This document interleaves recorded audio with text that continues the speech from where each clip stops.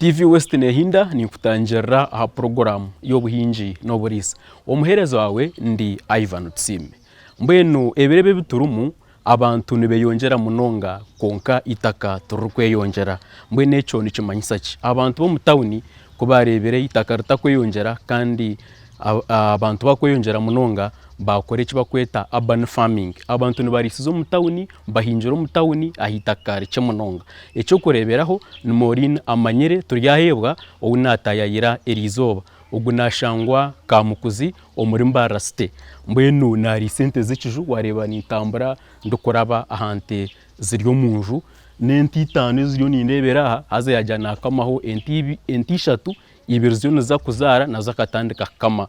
Mbwenu kwenda kumaraho ekizibu kitaka kandi ukagaruka tunga entasya wakoresa itaka rike eryo kuboyine nabwe hona no tunga entasya. Nyenda tugane na Moreen tureba abwenki yashaziremu kurisa entenke kandi kuyashaziremu kurisa ente ari kurisiza ahitaka rike aho mu town tugarike atwegese iwe no basa kukikorota abantu bingi bina amataka mu town omu compound yabo konka hine cyo kubasa kukoramu haza wayegera nkaha nibo no basa kutandika ori sente obo muntu wo mutano ahabandi. Omuhereza ndi Ivan Tusiime kangane na Moreen utakarugaho program n'obuhingi n'oburiisa.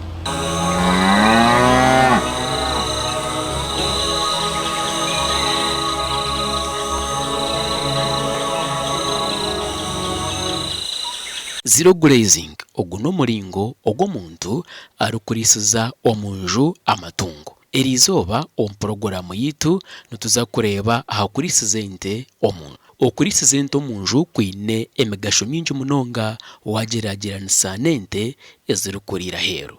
Echo kubanza norisiza ente nyingi ahitaka rike kandi eki nikikoraje wazihingira ebinyansi by'omutindo murungi. Ente za zero grazing zine emigisha mingi y'obutateganisibwa endwara zitari zimwe na zimwe ebigwerezi nk'omushana hamwe n'enjura nyingi. Ekindi ente ezi tizirukoresa maani mingi kuronda ebyokurya hamwe n'amaizi niziguma zine amaani kireetera zakamwa amate mingi. Amasha g'ente aga zero grazing nogakoresa gye ahabwokuba nikiba kyanguhi kugarondana. Waba oyine ente za zero grazing tokwetaga abakozi bingi, omuntu omwe nabasa kureberera famu yona. Egyo nemwe aha migasho ya zero grazing.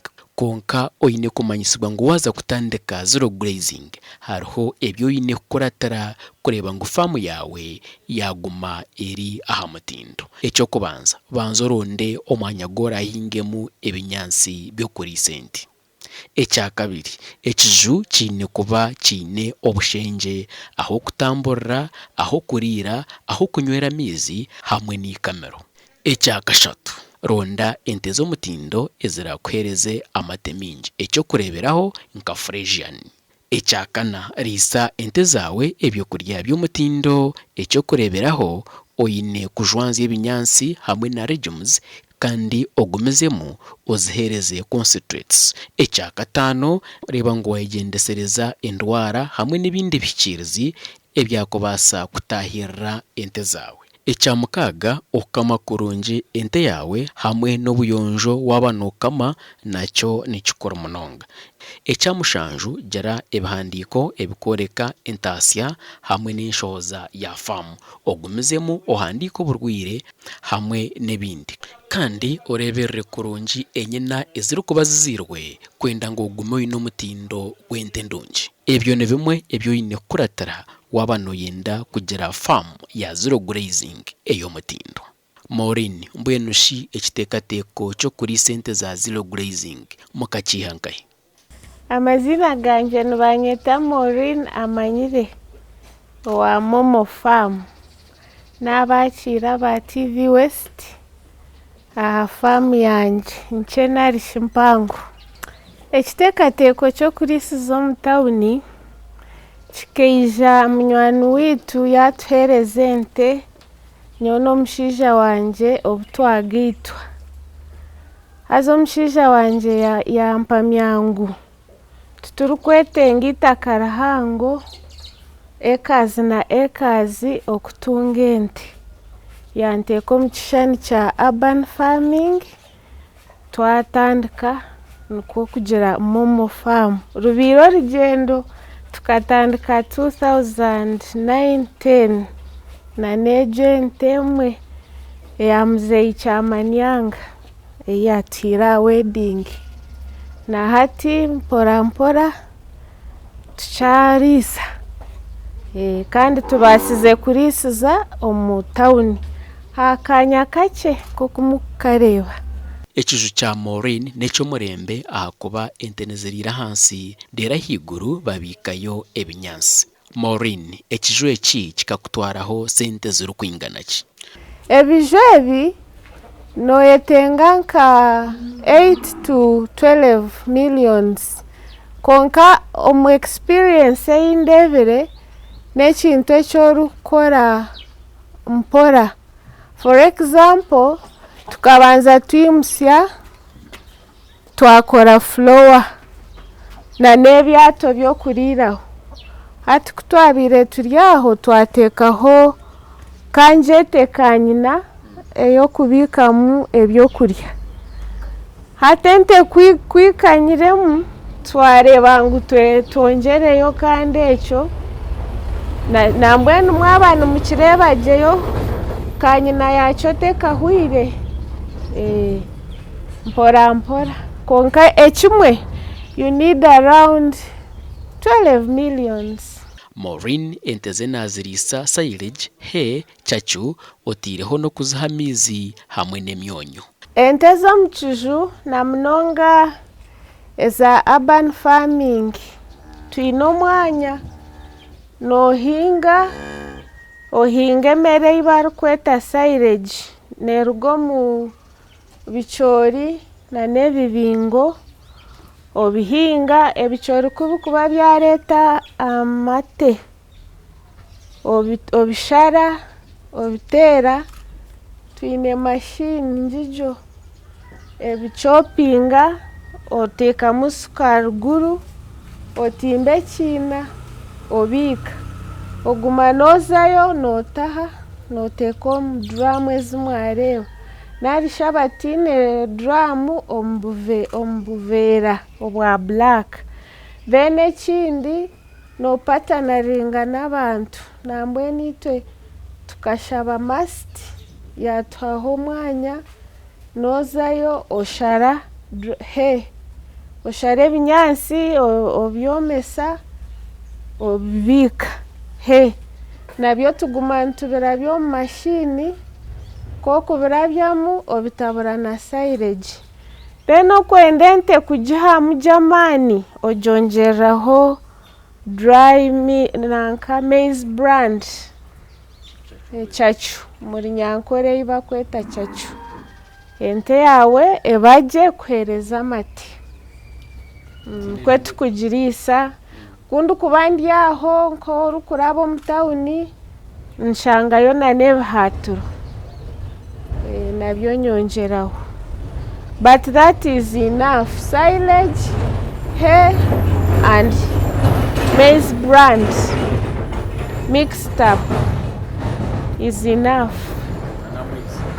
Nana maize and once in a while nitugenda ha bell what breweries twihayo ekikanja konka kikagira competition, it's not reliable nambwenu kihwire noteekamu order you wait for their call, that one is really not reliable but the maize brand can substitute that kikanja. Twaba twarebire ngu ente za zero grazing tizirikuteganisibwa ndwara. Moreen, tugambire aha magara g'ente zawe. Ati amazima garugo abw'emyaka einamara omu zero grazing unit ente ezo tizikukira kurwara konka tikikumanyisa ngu tikikubaho kukikubaho you alert them shaho omugambira noreeba yapiipa bija bagipima temperature narisha obundi ente zimwe nizigira amagara garikutiina concrete zigiramu ebinunu mpora mpora otreatinga ekironda konka one of the reasons ekiba kuencouragingira zero grazing also ente ezo tizikukira kurwara. Yes. Iwe kirabire okarwaza nk'ente? Ego kagirwaza konka nakyo reka nkigambe nindara n'omushaho mbwenu akanyamba nangwa yangira ati nimuzaguma nimushashura services zanje nangwa na drip nezaho abokuba oburwire owabire nazireberera akabudetectinga kikyererezi so na drip nezaho actually ni neji yagira drip yagitamu amaizi gakuba garimu calcium nerwara mbweshatu okurebeka kira twagireebera. So waba ori omuriisa oine kuguma norambura ente zaawe zitahika okwe habwokuba kwekuba etahikire okwe kikatu nikimara nogiteera nk'akakatu nk'okutukumira panado obumwe ekakyendeeza omutwe ekikatu kimwe bibiri nikiba nikigimara ebagye. Waza kureba ahansi y'ekiju ky'ente za Moreen habonire naharungi tariho masha tariho nkariyente hona hariyo omuringo murungi haza yatwereka ngu ente z'omu biju tizikukira kurwararwara haza obuyonjo ni bumwe ahabukutuma ente zitarwararwara kandi ekindi kitwareba ahante ez'omu kiju tizikukira kutunga engoha kutunga amanya oburwire obwaretwa okwe n'oku aha hwari hazitire gye nkimanyisa ngu niwe waziturota nk'oku wazitire okatunga ente yawe emwe ninga ibiri ente terakuteganise teraze kushaba emibazi mingi teraze kushaba abakozi bingi mbwenu eki ekiturumu buri omwe nakibasa. Reka tuhumureho tuza kugaruka tumweyongyeze turi kureeba aha bizibu ebikuteganisa farming egi na future plans ezayinire farming egi. Omuhereza ndi Ivan Tusiime otakarugaho.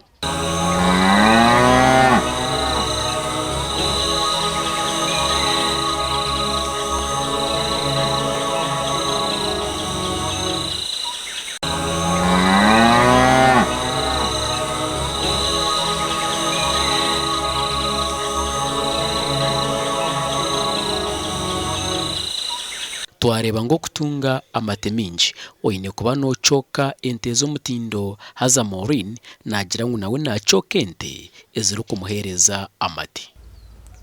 Kushobora gya aha ntasya y'ente nanye binjenzire ninyega mpora nka farmer oine kutagetinga high good breed animals, high quality abokuba nobu wakugura ente breed yayo eri kukamwa riti 3 nobu wakugiriisa ebi nagamba torikubasa kwisya riti 10 konka kokuba oine a high quality breed ati nk'enzanje sincerely ziri omu average ya 12 to 14. For example, ninkama ente ibiri hati expecting ibiri konka ezo ibiri a day nizinkora 22. So you oshemire in your that business oine kutagetinga a high quality breeding animal abokuba government ezine omuna Greek nkahi n'abariisa na farmers have baloida people have them ogireta ekuhereza ago mate ag'orukwenda. Then ekindi kya kabiri otusha byamwe farmer nyine orutookye nintamu kitookye kyangye kishohora gye kiine omunwa kikurebeka gye konka wansiine hwayo otusha natwo ninguza. Yes, so farming is a business I have tested. Moreen naenda ngu famu yabo ebicho kureberaho omyaka mike omisho obwo arukora value addition eyo mutindo. But encouraging value addition. That's why I'm looking up to kushanga ninyihamu cheese. Ebya yogurt nibyenda amate mingiho cheese. That I am looking at producing cheese, especially when my animals give me around 200 liters, because there is another room for expansion somewhere. Nangwa twatandikire hariyo structure eriyo in process abo kuba any business one should look at room for okwenjeraho so okurakurana kwayo. Yes, okwenhondo kurebera kwija ku producing yo cheese na component ya training nendetera kasente. I sometimes organize. I had a partner anyway akaba organizing abakazi bisingiro majorly to come and train, kandi aho nkaba ninkozesa omushaija sincerely aba training esente ziguma omu mbwenu omwanya gw'okushashura owaheru ziguma omu family.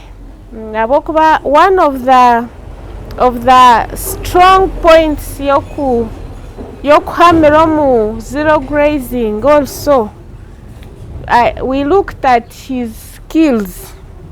It was one of the strong points. Surely, like wawamburu zo kuragura omwino omushaho habwokuba they are not that cheap, I should say. Ekyakabiri kutraining abantu aruho advice aruho mwene ekintu kiguma nikikwata kandi nikyeyongyera. Aho otandikireho na hine ebizibu ebi wabugine. Ekizibu ekyokubanza waba noyenda kukurakurana, you need money. Kyonkirebere tikikanyeba. So korukuza ku accessing loans or financial services bakushaba security, kandi oshoberwa oti kashente zanje habwokuba entezi eyahansi ni miliyoni. So kizibara oshanga naroneyo orukwenda tekuzi covering konka bakworeka ngu ente akasheshe ntubasa obutazishangaho simanya obundi bagiba obundi yarwara. It is a challenge, yet they support these other small businesses. Ekyakabiri, it is a business that is labor intensive. You need the support network tokubasa kubikora wenka, so you need the workers. Izobe ry'omukozi ya chankaranya nibikugenderamu kubi labor wise. No, you need that thing. Nizo major challenges ezindebire. Nahabura abantu ngo bareke kutina ngo kurisiza ahitaka rike nicyo basika kandi buri omwe nacyo basa. Abakundeba TV West abine ekiteekateeko ky'okuriisa nimbahabura ngu ndebire ngu nikibasika kurisiza omu kanya kakye ebireba amataka tugakanyire munonga nobasa kuriisa, kandi ndebire ngu oburi ente ekukira munonga ente n'ekintu ekyokubasa kutamu kandi okiihamu omu miringo mingi, amate kuzaarira n'amasha. Mbwenu ni business omuntu yakubasa kandi okashomesezaho n'abandi. Nikyo nkubasa kuhabura abarikundeba. Yebare owatwegitaho eriizooba program yitu y'obuhingi n'oburiisa hatiya hahunyemerire n'akaju akumorini yanagambaho akakwenda kuba nagurizaho amate ekisasi kyako kirukuriya nikareba omu ruguuto nikimanyisa ngu orikwija nayenda amate nananywa amate agakuruga farm direct kandi yatoreka ngo yatunje n'imotoka ya famu je n'imotoka ya famu ebintu bye byona nabitamburuza omotoka eji cyumanyisa ngo emirimo ya famu hati eizirene mwangu hira kwa buri kimwe cyona ariyo na completing ategerize gukora famu mpangu akasya ebitekateko bye nko kwakwenda akuba yatushobora nayenda abayine ritazo kwikomura bibiri kandi arukorana na variation ey'omutindo mbwene ico ncoreka ngo ayine bitekateko birungi bya famu eji abantu bambara City nibaza kubana banywa amate marungi gakurga aha famu direct kandi nawe nko muntu naganyirwamo natunga entasya kandi na business egumane korakorana twareba ngo iki kintu nakikora kanya kace ikintu manyisa kinguniwe nyinchaka reno basa kuba nka Moreen outwatayayira erizoba kambendezo kwarara kurungi omuhereza nanda Ivan Tusiime turebane orwa kabiro rukwija ishahanu zozumwe TV niyemwe mutakarugaho programu zitu nuzigumizamo